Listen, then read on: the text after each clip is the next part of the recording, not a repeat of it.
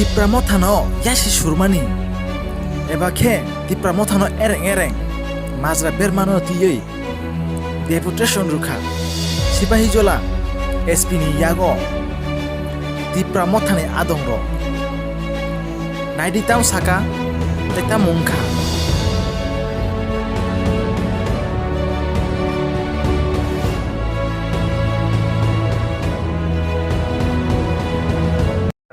our social media and press media আজকে আমরা Sepahijala district তিনটা কনস্টিটুয়েন্সি নাগারজলা গোলাঘাটি অ্যান্ড চৈলাম তিনটা কনস্টিটুয়েন্সি একসঙ্গে আমরা সিপাহীজলা ডিস্ট্রিক্টে বিভিন্ন জায়গায় ল অ্যান্ড অর্ডার ঠিকমতো কাজ করছে না। ত্রিপুরা মথাদের উপরে বিজেপির অ্যালিগেশনের করার পরে আমাদের কর্মীদের উপরে প্রায় 32 জনের উপরে মামলা রুজু করা হয়েছিল। সেই কেসটা সঠিকভাবে ইনভেস্টিগেশন করা হোক।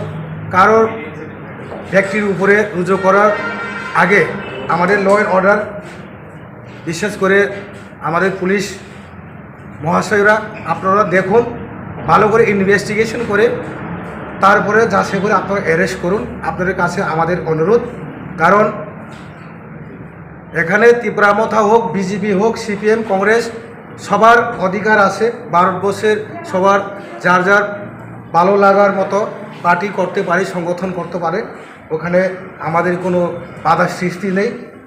তাই ল অ্যান্ড অর্ডার আমাদের ত্রিপুরা মথার কর্মীদের উপরে এভাবে মামলা রুজু না নিয়ে সঠিক ইনভেস্টিগেশন করার জন্য আমরা আজকে আমাদের এই এসপি সাহেবের কাছে আমরা ডেপুটেশন দিয়েছিলেন।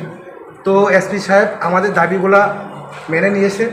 উনি দেখবেন আমাদের দাবিগুলা, উনি যেটা আমাদের ত্রিপুরা ওয়ারিয়ার্সের উপরে যে কেস করা হয়েছিল এটা ইনভেস্টিগেশন চলছে। যেটা ভিকটিম বা ইনোসেন্ট তাদেরকে ছেড়ে দেওয়া হোক। অলরেডি 23 জনের বেল দেওয়া হয়েছে। এটা আমাদের দাবি মেনে 23 জনকে বেল দেওয়া হয়েছে। তবে আগামী দিনে এরকম কোনো কারণে যদি বিজেপির বা কোনো পার্টি এলিগেশনের পরে এভাবে আমাদের কর্মীদের উপরে যদি মিথ্যা মামলা নিয়ে অ্যারেস্ট না করলেই ভালো হবে। তাছাড়া আমরা তো আপনাদের সঙ্গে কোপারেট করব। পুলিশ প্রশাসন ছাড়া আমরা কোনো দিন সংগঠন কেউ চলতে পারবে না। দেশের একটা আইন আছে, দেশের আইন মেনেই আমরা চলতে হবে। Tripura Motha always respect the police, always respect the সংবিধান, always respect the law and order. তো আমরা ভবিষ্যতে ল অ্যান্ড অর্ডারটা আমাদের ত্রিপুরা মথা বুবাগ্রা মহারাজার নেতৃত্বে আমরা সঠিক পথে বা কোনো ভায়োলেশন যাতে না হয় সেই চেষ্টা আমরা চালিয়ে যাব আমি এই যে লিডার হিসাবে।